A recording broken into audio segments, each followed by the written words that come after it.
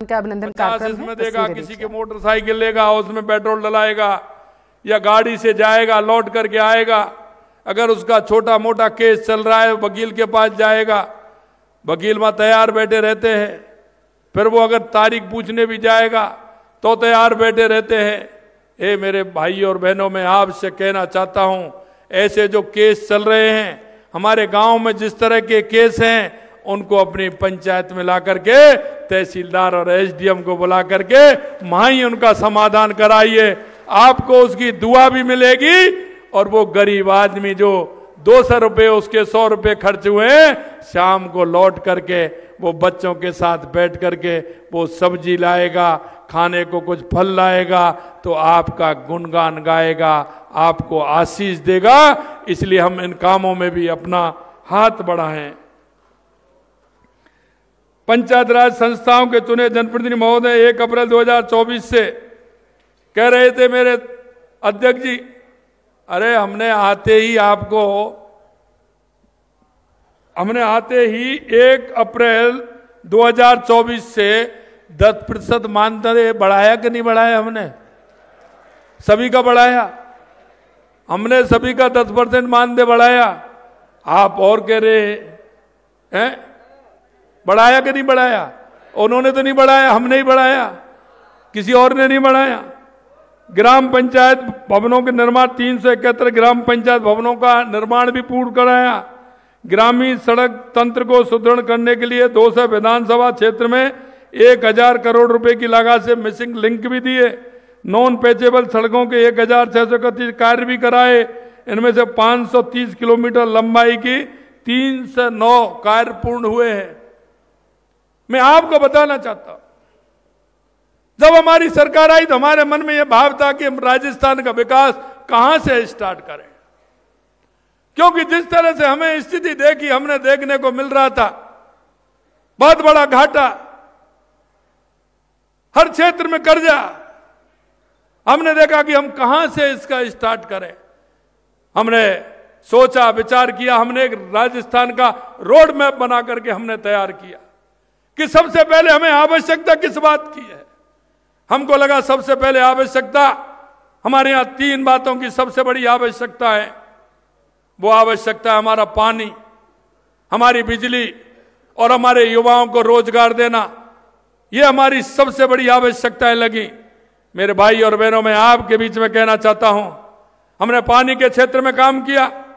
हमने एक क्षेत्र में काम नहीं किया, पूरे राजस्थान के अंदर हमने एक रोड मैप बनाया कि पानी की सुविधा कैसे हो सकती है, जो पीने का पानी भी स्वच्छ मिले, पशुओं को पानी मिले, हमारे उद्योग को पानी मिले और हमारे किसान की खेती को पानी मिले, जिससे हमारे किसान की खेती ठीक प्रकार से हो।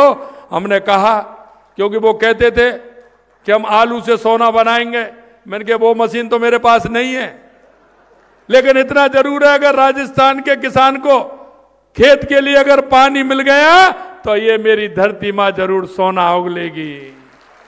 और इसलिए मैं कहना चाहता हूं, चाहे हमारी ईआरसीबी की योजना हो, चाहे हमारे यमुना योजना हो, चाहे हमारे देवास स्कीम हो, चाहे हमारे इंदिरा गांधी नहर हो जो हनुमानगढ़ गंगानगर से लेकर के बीकानेर, नागौर और हमारे फलौदी, जैसलमेर, जोधपुर और बाड़मेर तक जाती है, और चाहे हमारे उदयपुर में हमारी माही डैम की स्कीम हो, जिसका पानी पूरा बांसवाड़ा, डूंगरपुर, चित्तौड़, राजसमंद, उदयपुर से होते हुए पाली, जालौर, सिरोही तक उसका पानी पहुंचे।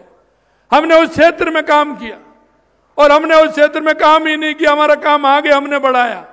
ईआरसीबी की पूर्वी राजस्थान की हमारी योजना, उसको हमने मूर्त रूप दिया। 17 दिसंबर को देखा, देश के यशस्वी प्रधानमंत्री नरेंद्र मोदी जी ने उसका उद्घाटन भी किया। तो पहली समस्या हमारे पानी की थी, उसको सुलझाने का काम हमने किया है। दूसरी हमारी बिजली की थी। हमारा किसान, रात में बिजली मिलती है, ठंड में कितना परेशान होता है। इधर तो ओस पड़ती है, इधर सर्दी होती है, और हमारा किसान खेत को जाता है। मित्रों, मैं कहना चाहता हूं, हमने विश्वास दिलाया है कि राजस्थान के किसान को 2027 तक हम दिन में बिजली देंगे, पूरी बिजली देंगे। उद्योग को भी बिजली मिलेगी। किसान को भी बिजली मिलेगी, उपभोक्ता को भी बिजली मिलेगी। तीसरी बात थी हमारे राजस्थान के और मजदूर किसान के बेटों को रोजगार कैसे मिले। तो हमने कहा कि हम 4 लाख सरकारी नौकरी देंगे, 6 लाख हम प्राइवेट पर नौकरी देंगे। तो हमने, आपने देखा, अब हमारे से कहते हैं कि आपने ऐसे कैसे कर दिया। अरे मैंने क्या कर दिया, हमने तो कैलेंडर भी निकाल दिया। और आपने देखा होगा हम 60,000 नियुक्ति पत्र दे चुके और 15,000 अभी दे देंगे, 75 हो जाएंगे। जुलाई में हमारा बजट आया था, 1 साल के लिए कहा, जुलाई तक हम 1 लाख नौकरी देंगे, 1 लाख युवाओं को नौकरी देने का काम करेंगे। 81,000 हमने वैकेंसी हर क्षेत्र में निकाली है। और वो ऐसे निकाली है कि आपको पेपर, विज्ञप्ति निकाली है, आपका पेपर कब होगा, उसका रिजल्ट कब आएगा और उसका नियुक्ति पत्र कब मिलेगा। और आने वाले समय में हमने कहा है कि 5 साल में 4 लाख देंगे। हमने कहा हमारे विरोधियों से, डायरी पेन जेब में रखो, नोट करते जाइए, जो हमने कहा है वो करके दिखाएंगे। आपकी तरह हम इस तरह से नहीं करेंगे कि कहते कुछ है और करते कुछ नहीं है। हमने ये बात आपको कहना चाहता हूं। मेरे भाई और बहनों, मेरा सबसे बड़ा जो हम करना चाहते हैं वो गरीब कल्याण की जो हमारी योजना है वो नीचे तक पहुंचे। हम काफी दिनों से प्रयासरत में थे खाद्य सुरक्षा को लेकर के। और आपने देखा हो खाद्य सुरक्षा में सबसे ज्यादा दिक्कत आती है तो सरपंच को आती है। अरे भैया मेरा नाम जुड़वा देना, कहते नहीं कहते? अरे भाई माता जी आएंगे, कोई आएगा, भैया मेरा नाम खाद्य सुरक्षा नहीं है, इसमें जुड़वा देना। तैयार हो जाइए, पोर्टल चालू हो गया है, नाम जुड़वाइए। कोई भी गरीब रहना नहीं चाहिए, ये भी मैं आपको विश्वास दिलाता हूं। अरे ये तो वो लोग हैं, हमारे देश के यशस्वी प्रधानमंत्री नरेंद्र मोदी जी किसान सम्मान निधि देते हैं। और सम्मान निधि देते हैं तो हमने कई बार बात उठाई थी कि जिनके माताजी पिताजी एक्सपायर हो जाते हैं, उनके बच्चों के नाम नामांतरण चढ़ता है, नामांतरण आता है तो आपको सूची देने में क्या दिक्कत होती है? पैसा तो प्रधानमंत्री जी देते हैं और पैसा अब हम दे रहे हैं आपको। लेकिन कांग्रेस की सरकार में ऐसे लोगों के नाम की सूची केंद्र सरकार को नहीं भेजी। 7.5 लाख रुपए हमने जोड़ करके केंद्र सरकार की जो हमारे प्रधानमंत्री सम्मान निधि भी दी है और हमने हमारी भी 2,000 रुपए सम्मान निधि दी है। अब एक बात बताइए, उनका कुछ नहीं जा रहा है, वो नाम जोड़ने में ही दिक्कत कर रहे थे। हमारे 7.5 लाख किसान 4 साल तक 5 साल तक कितने परेशान रहे कि उनके नाम नहीं जुड़े। भाई तुमको क्या दिक्कत आ रही थी? अगर नाम जोड़ देते तो हमारे भाइयों को किसान सम्मान निधि मिल जाती 6,000 रुपए साल की, लेकिन उन्होंने नहीं जोड़ा। लेकिन हमने 7.5 लाख रुपए जोड़ करके किसान सम्मान निधि देने का भी काम किया है। आप देख, कह सकता हूं मैं आपसे, हमने प्रधानमंत्री आवास योजना में, आप मेरे सरपंच के चुनाव तो 20 में हुए थे, 19 में हुए, 20 में हुए थे, 20 में हुए थे, 21-22 में कोरोना आ गया। अरे भाई कोरोना ही तो आ गया, लेकिन वो कोरोना ऐसा क्यों हुआ? तो 2022, 23 और 23-24 में एक भी आवास नहीं दिया, एक भी आवास नहीं दिया ना। 22, 23 और 23-24 में एक भी आवास नहीं दिया। भैया क्यों नहीं दिया आपने? अब हमने दिया है 1,55,00,000 मिला करके और 3,42,00,000 अब आ गए 4,98,000 आवास दे रहे हैं। चिंता मत करिए, गरीबों का भला करिए और सूची बनाइए, पूरा आवास मिलेगा। इन्होंने जो कह रहे हैं आप किस्त नहीं आई, वो किस्त जभी से ड्यू चलती आ रही है, ड्यू चलती आ रही है कि नहीं आ रही है? हमने तो उसको देने का काम किया है। और चिंता मत करिए, वो ड्यू है, उन्होंने तो ड्यू छोड़ दी लेकिन हमने वो कर दी, हम करेंगे उसको, चिंता मत करिए, वो देंगे पूरा। मेरे भाई और बहनों, मैं एक बात और आपसे कहना चाहता हूं कि हमने एक नई घोषणा और की और वो भी हम करने वाले हैं। हमने हर पंचायत में, आपने देखा होगा अटल बिहारी वाजपेयी जी की जयंती 25 दिसंबर को हमने कहा था कि हर पंचायत में हम अटल ज्ञान केंद्र खोलेंगे, अटल ज्ञान केंद्र खोलेंगे। हर पंचायत में होगा, उसमें भवन भी देंगे और उसमें हम एक अटल प्रेरक भी उसमें लगाएंगे। उसमें ई लाइब्रेरी भी होगी और वो ई मित्र का भी काम करेंगे, क्योंकि वो जो रहेगी वो मेरे गांव में पढ़ने वाले भाई और बहन, उनके लिए सुविधा मिले, उनको शहर की तरफ नहीं जाना पड़े। शहर की तरफ जाते हैं तो 15 और 20 हजार रुपये महीने खर्च होते हैं कि नहीं होते हैं? कमरा लेवाते हैं, हॉस्टल में रखते हैं, सारी बातें होती है कि नहीं होती हैं? हमारा वो गरीब अगर हमारे उस ई मित्र में पढ़ेगा, हमारी बहन और भाई, तो कैसा रहेगा? उसको सारी सुविधा वहां मिलेंगे। और उसमें हम सोलर के द्वारा लाइट भी लगवा रहे हैं, जिसलिए किसी तरह की दिक्कत नहीं हो। सोलर भी लगवा रहे हैं, तो इसलिए उसको किसी प्रकार की परेशानी नहीं हो। तो ये भी काम हम करने वाले हैं। मैं आपसे इतना कहना चाहता हूं मेरे भाई और बहनों, कि आपको मौका मिला है और उस मौके को साकार करना है। आपको उस गांव गरीब के लोगों की सेवा भी करनी है। हमने वर्ष 2027 तक किसानों को दिन में बिजली देने का काम के लिए हमने कहा है, लगातार भूमि पर सौर ऊर्जा लगा रहे हैं हमने किसान से कहा है, क्योंकि अन्नदाता तो है ही, लेकिन हमने कहा है किसान की अगर खाली जमीन है, ट्यूबवेल अगर लग रहा है, कुआं उसके पास है, तो खाली जमीन में सोलर लगाए। वो अन्नदाता के साथ साथ ऊर्जा दाता भी बने, जिससे हमारे किसान का भला भी हो। पीएम किसान सम्मान निधि का मैंने आपको बताया, 2000 रुपये एक हमने उनको दिया है और 1355 करोड़ रुपए हमने किसानों के खाते में ट्रांसफर किए हैं। यही नहीं मेरे भाई और बहनों, अंत में मैं आपसे इतना कहना चाहता हूं कि आप सभी लोग इस मौके पर आए हैं, लेकिन कई लोगों के मन में भाव है, और वो भाव कैसा है आपको पता है। जिन्होंने कभी काम नहीं किया वो काम नहीं कर सकते।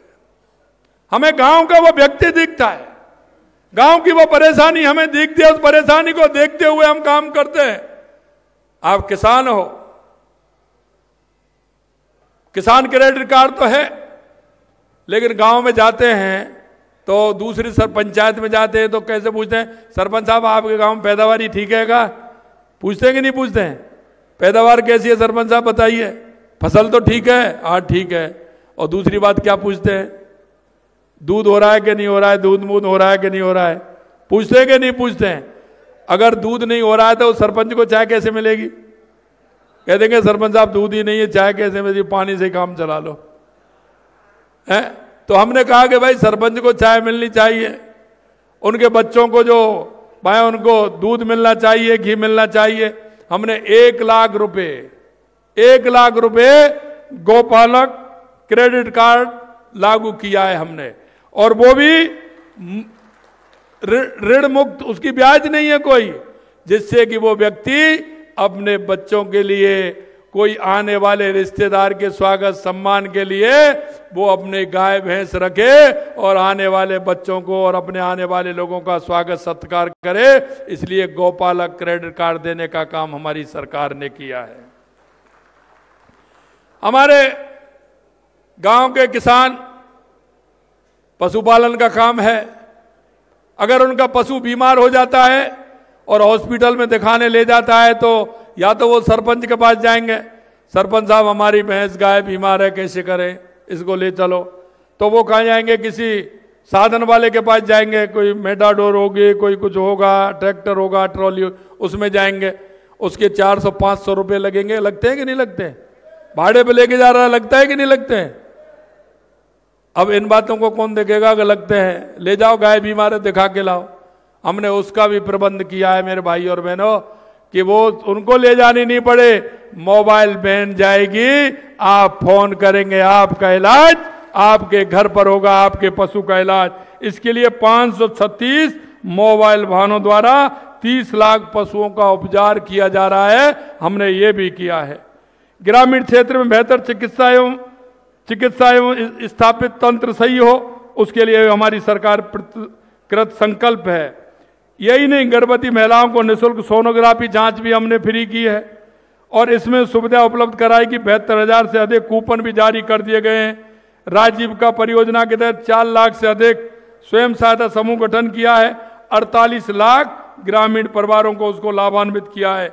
हमारी सरकार राज्य के हर गांव तक विकास की किरण पहुंचाने के लिए प्रयासरत है। हमारी योजना का फोकस गांव के बुनियादी ढांचे के लिए विकास की संरक्षण और सुविधाएं बढ़ाने के लिए, कृषि का विकास हो, किसान की आय दुगनी हो, इसके लिए हमारी सरकार काम कर रही है। अंत में किसान भाइयों और बहनों के उज्जवल भविष्य के कल के लिए मैं कहना चाहता हूं कि आप फार्मर आईडी बनाना होगा और फार्मर आईडी में सभी सरपंचों को सहयोग करना होगा। कल 5 फरवरी से प्रारंभ हो रहा है, क्योंकि किसान को दिक्कत आती है। आप स्वीकार तो सब करेंगे, जब वो नकल लेने जाता है तो उसके साथ क्या होता है, 3 बार तो चक्कर लगाने पड़ते हैं और कैसे मिलती है, हमने उसको भी फ्री कर दिया। किसान तुरंत अपनी नकल निकाले और उसमें गिरदावरी भी खुद करेगा। फार्मर आईडी होगी तो आपको किसी तरह से कोई परेशानी नहीं होगी। इसके लिए भी काम हमने प्रारंभ किया है। आप सभी ने ग्रामीण विकास में बहुत महत्वपूर्ण योगदान दिया है। मैं देख रहा हूं कई तो हमारे ऐसे सरपंच हैं जो 2-2, 3-3 और 4-4 बार के लगातार सरपंच हैं, क्योंकि वो सेवा करते हैं तो गांव के लोग उनको चुनते हैं। मैं आपसे इतना ही कहना चाहता हूं मेरे भाई और बहनों, आप अपनी स्थायी पहचान बनाने के लिए, गांव गरीब की सेवा करने के लिए आप सबको ये फिर मौका नहीं मिलेगा। आपको जो मौका मिला है उसको फायदा उठाते हुए अंतिम पंक्ति में जो व्यक्ति खड़ा है उसकी सेवा करने का काम करें। अंत में मैं आपसे इतना ही कहना चाहता हूं, हमारी सरकार निरंतर रूप से गांव के विकास के लिए, गांव की समृद्धि के लिए आपके साथ खड़ी है। और अभी हमने पिछला बजट दिया था, हमने ये नहीं देखा कि यहां हमारा विधायक है कि वहां हमारा विधायक है। हमने हमारी राजस्थान के 8 करोड़ जनता के विकास को ध्यान में रखते हुए लगातार हमने 200 विधानसभाओं में काम देने की बात की है। कोई भी विधानसभा ऐसी नहीं होगी, क्योंकि हमें देखा है, पहले हमने देखा है सरकार को इस तरह से देती थी, यहां मेरा विधायक है। अरे जनता किसकी है? जनता तो हमारे राजस्थान की है। वो गरीब हमारे राजस्थान का है, वो किसान हमारे राजस्थान का है, जो सड़क पर चलता है, जिसको पानी की आवश्यकता है, जिसको बिजली की आवश्यकता है।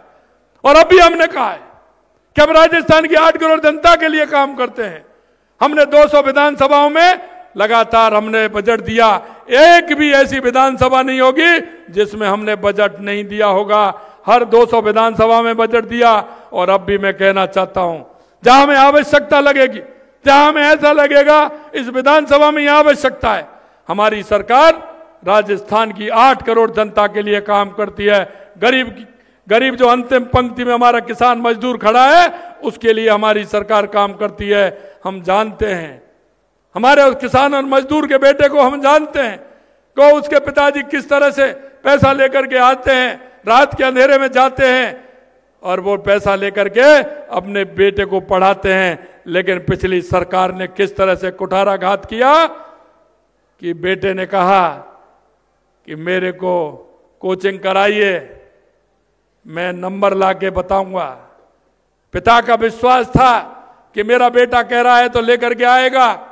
वो पड़ोस में से कहीं भी किसी से पैसा लेकर के आया, उसको पैसे दिए। पिता को लगा कि मेरा बेटा लेकर के आएगा, नंबर अच्छी पढ़ाई कर रहा है। बेटे को कहा था कि पिता के अरमानों को मुझे तोड़ना नहीं है, उनको बरकरार रखना है, मैं नंबर लेकर के आऊंगा। लेकिन पेपर लीक हो जाते थे, उधर पिता भी रोता था, उधर पुत्र भी रोता था। मैं आपको विश्वास दिलाना चाहता हूं कि हमारे 1 साल में लगातार पेपर हुए हैं, एक भी पेपर लीक नहीं हुआ। और जो पेपर लीक करने वाले थे, 200 से ज्यादा लोगों को गिरफ्तार किया और उनको अंदर सलाखों में बंद किया। आए दिन गुंडागिर्दी होती थी, आते थे कहीं ना कहीं गोलीबारी करके चले जाते थे। हमने कहा राजस्थान की धरती पर या तो बदमाश आएगा नहीं और आएगा तो वापस जाएगा नहीं। मित्रों, मैं आपसे इतना ही कहना चाहता हूं, क्योंकि सारी योजनाएं आप तक जाती हैं, आपके माध्यम से गांव गरीब का विकास होता है, ग्रामीण क्षेत्र का विकास होता है। आपसे मैं इतना ही कहना चाहता हूं, हमारी सरकार कृत संकल्प है पूरी तरह से आपको हर योजना को पूरी तरह से करने के लिए हमारी कृत संकल्प है। इसलिए मैं इतना ही निवेदन करना चाहता हूं, आप सभी मिलकर के इस राजस्थान के विकास को आगे बढ़ाने का काम करना है। देश के यशस्वी प्रधानमंत्री नरेंद्र मोदी जी के नेतृत्व में हमारा विकसित भारत बने, हमारा विकसित राजस्थान बने, हमारा विकसित जिला बने, हमारा विकसित गांव बने। गांव गरीब की सेवा करते हुए हमको विकसित बनाना है। आप इतनी बड़ी संख्या में आए हैं क्योंकि मेरे से कहा कि आप कार्यकाल कैसे बढ़ा सकते हो। मैंने कहा हम बढ़ा सकते हैं। क्यों बढ़ा सकते हैं? मैंने कहा हम बढ़ाएंगे, आप देख लेना कैसे बढ़ाएंगे।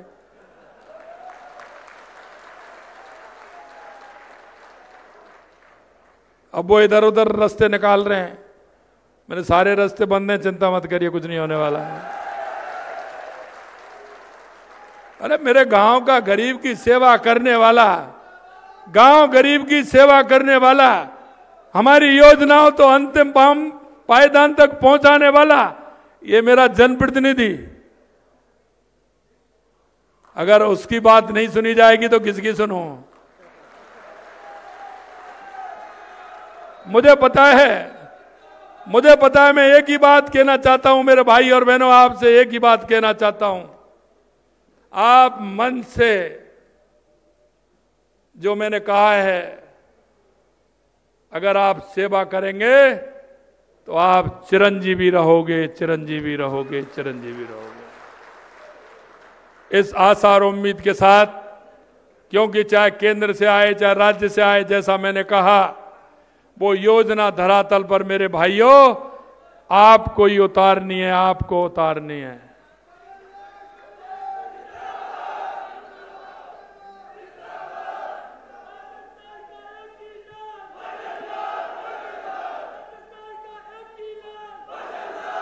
एक बात अंत में कह करके मेरी बात समाप्त करूंगा, क्योंकि मुझे पता है आप घर पहुंचते हैं 4-6 लोग आ जाते हैं, सुबह जगते हैं 10-5 लोग आ जाते हैं आपके पास,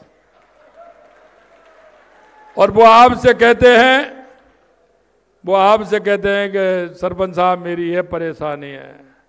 मेरे भाई और बहनों, जो आपके पास आता है वो आपका विश्वास लेकर के आता है। आपके पास आता है वो दो रूप लेकर के आता है, या तो वो अभाव में आता है या वो भाव में आता है। अगर वो अभाव में आता है तो आपका कर्तव्य बनता है, आप भाग्यशाली हैं कि अभाव में कोई व्यक्ति आपके पास चल करके आया है, तो उसको कभी मत ठुकराना, उसको कभी मत ठुकराना। और या कोई आपके पास भाव में आया है कि मैं अगर सरपंच साहब के पास जाऊंगा तो मेरी समस्या का समाधान होगा, अगर इस भाव में वो आता है तो आप भाग्यशाली नहीं, आप सौभाग्यशाली हो। इसलिए उसका भी समाधान करना। क्यों, कभी कभी मैं देखता हूं सरपंच औरों की पंचायत तो खूब करते हैं, डेली करते हैं, लेकिन जब अपनी बारी आती है तो मन में भाव बदल जाता है। मैं मेरे भाई और बहनों में यही कहना चाहता हूं, आप ऐसे ही नहीं बने हैं, जनता के भाव से बने हैं, जनता के विश्वास से बने हैं, और आपकी मेहनत तो है ही, लेकिन ऊपर वाले के आशीर्वाद से भी बने हैं। इसलिए 3 विश्वास टूटते हैं, जनता के भाव का, उनके विश्वास का, और ऊपर वाले ने बनाया है उसका। और जिस दिन आप चुनाव लड़ रहे थे, आपके मन में कोई गलत भावना आ जाए तो जिस दिन चुनाव लड़ रहे थे ना, और चुनाव लड़ने की तैयारी कर रहे थे, उस दिन को ध्यान में कर लेना, आपकी बात ठीक हो जाएगी। यह बात मेरे अनुभव की बता रहा हूं। एक बूढ़ी माई से अगर आपने जाकर के, मैंने कहा था, ये मिलने आए थे सरपंच साहब, गांव में निकलते हो, कोई चौतरा पे कोई माई बैठी है, कोई बुजुर्ग बैठा है, कोई दिव्यांग बैठा है, गाड़ी रोक के उससे पूछ लो आपके क्या हाल चाल है, उतर के पूछ लो और उससे पूछ लो मैं बाजार जा रहा हूं, कुछ लाना तो नहीं है। वो कुछ नहीं कहेगी, लेकिन वो आने वाले सबसे कहेगी सरपंच मेरे पास आया था, मेरे से ये पूछ करके गया था। इसलिए हमारी जो संवेदना है, उन संवेदनाओं को नहीं मरने देना है, उन संवेदनाओं को रखना है। हमारा देश हजारों लाखों सालों से उन संवेदनाओं और हमारी संस्कृति, ये हमारी पहचान है। और मैं कहना चाहता हूं मेरे भाई और बहनों, ये कितने सालों से हमारा देश जो हजारों सालों से चल रहा है, ये हमारी संस्कृति और हमारी विरासत की देन है। हमारे अंदर जो संस्कार है उसकी ये देन है। इनको कभी नहीं भूलना है। इनको साथ चलते हुए देश के यशस्वी प्रधानमंत्री नरेंद्र मोदी जी कहते हैं, विकास भी और विरासत भी। हमें हमारी विरासत को भी बनाए हुए रखना है। आप सभी लोग इतनी बड़ी संख्या में आए हैं, निश्चित रूप से मैं दिल की गहराइयों से आप सभी को बहुत बहुत धन्यवाद देता हूं, आपका अभिनंदन करता हूं। सीएम भजन लाल शर्मा को सुन रहे थे। अब यहाँ रुकेंगे एक छोटे से ब्रेक के लिए। आप देखते रहिए प्रदेश का नंबर।